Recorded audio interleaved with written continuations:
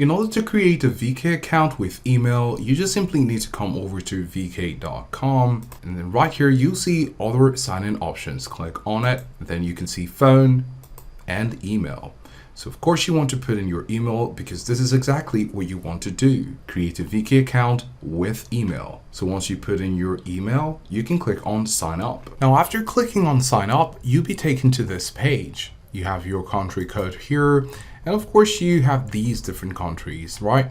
So if you don't have your country right here, you can go to this site, receive-smss.com, and you can see some countries right here. So what we're going to do is to select one of the countries we'd like to use. You can see the +1, you could click on open, and then we're going to copy this number. Going to go back to VK and then select USA. So you can see +1 there. We're going to paste the number and then click continue. Then of course you'll need to confirm that you're not a robot. So you're going to click on this checkbox here.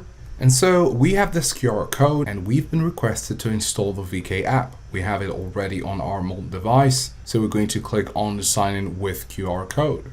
And with the QR code scanned from your mobile device, you'll be able to gain access to your newly created VK account with the steps we followed previously.